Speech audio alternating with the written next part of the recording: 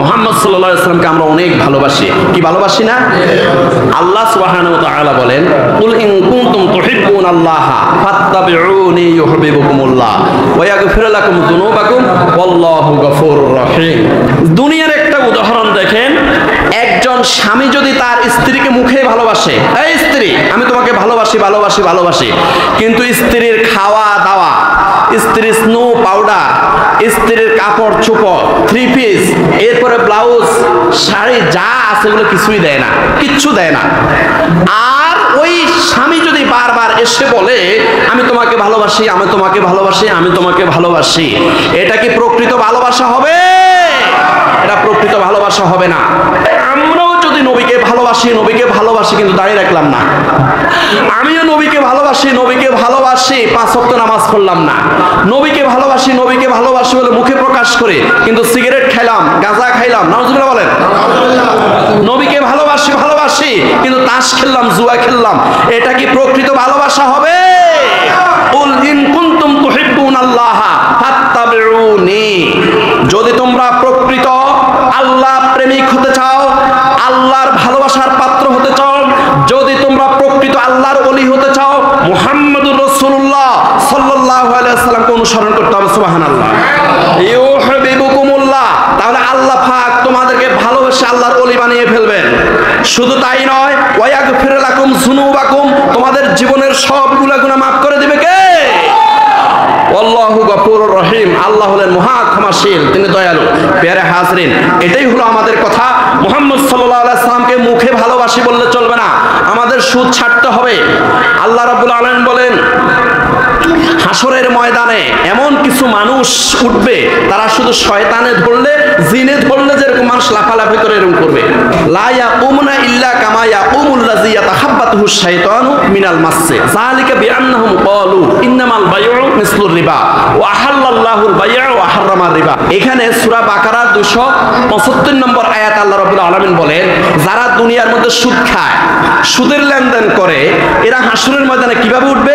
একটা মানুষকে ভূতে ধরলে, জিনে ধরলে, দেও দানবে ধরলে যেরকম লাফায়, আল্লাহ পাক বলে মনে হয় যেন তাকে শয়তানে ধরেছে, এইভাবে শুধু হাসরের ময়দানে লাফাইতে থাকবে।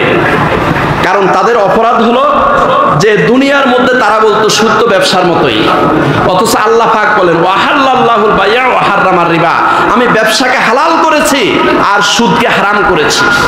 ফামান জাআহু মাউইযাতুম মির রাব্বিহি ফান্তাহা ফালাহু মা সালাফা ওয়া আমরুহু ইলাল্লাহ। এই সূরা বাকারার 275 নম্বর আয়াতের ব্যাখ্যা শোনার পরে কেউ যদি সুদ ছাড়ি দেয়, তাহলে তারে আর খারাপ বলিও না, তারে আর তিরস্কারি করিও না, তারে আর মস্কারি করিও না, তারে আর অপমান করিও না, তার ব্যাপারে আল্লাহর উপরে ছেড়ে দাও। সুবহানাল্লাহ।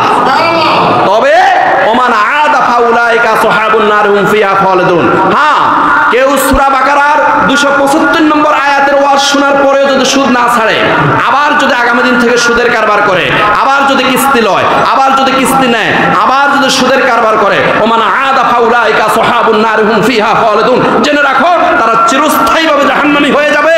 এই জাহান্নাম থেকে আর কখনো তাদেরকে উঠানো হবে না। প্যারা হাজরিন, সুদ ছাড়তে হবে, ঘুষ ছাড়তে হবে।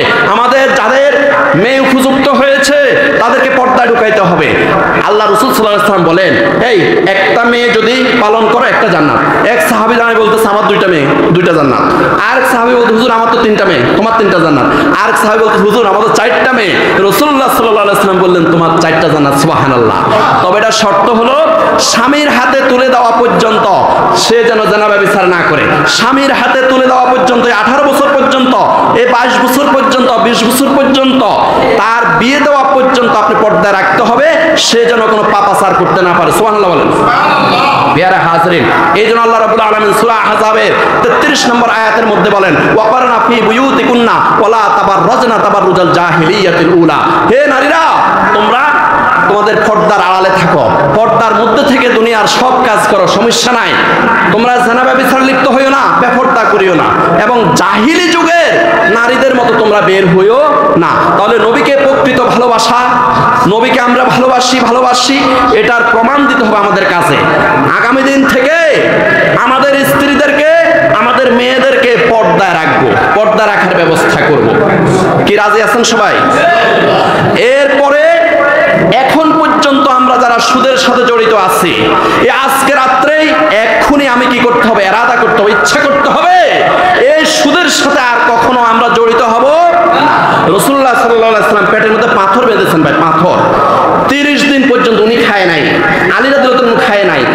হাসান রাদিয়াল্লাহু তাআলা আনহুমা খায় নাই, ফাতেমা রাদিয়াল্লাহু তাআলা আনহা খায় নাই। 30 দিন পর্যন্ত, 1 মাস পর্যন্ত পেটের মধ্যে পাথর বেঁধে রেখেছেন যেন খিদা না লাগে। এরপরে সুদে টাকা নেয় নাই, এরপরে কিস্তিতে টাকা নেয় নাই। ওই মক্কা শরীফে অসংখ্য অগণিত সুদের কারবার করত, সুদের ছড়াছড়ি ছিল। আবু জাহেল, আবুল আহাব, উতবা, সাইবা সহ অনেক মানুষ তখন সুদের কারবার করত, কিন্তু রাসূলুল্লাহ সাল্লাল্লাহু আলাইহি ওয়াসাল্লাম 30 দিন পর্যন্ত খায় নাই। রাসূলুল্লাহ সাল্লাল্লাহু আলাইহি ওয়াসাল্লাম সুদের টাকা নেয় নাই। আমরা সেই নবীর শাফাআত দাবি করে, সেই নবীর হাতের কাউসার আমরা দাবি করে, সেই নবীর সুপারিশ ছাড়া জান্নাতে যাওয়া যাবে না। অতএব সেই নবীর অনুসরণ করা ছাড়া এই শাফাআত পাওয়া যাবে না, সেই নবীর আদর্শ পালন ছাড়া এই শাফাআত পাওয়া যাবে না, কাউসার পাওয়া যাবে না। প্যারা হাজরিন, এই জন্য আমাদের সর্বশেষ কথা হলো আমাদের প্রকৃত ভালোবাসা। রাসূলুল্লাহ সাল্লাল্লাহু আলাইহি ওয়াসাল্লামকে ভালোবাসি, আমার কাজে কর্মে দেখাইতে হবে। আল্লাহ সুবহানাহু ওয়া তাআলা আমাদের সবাইকে তৌফিক দান করুন, আমিন।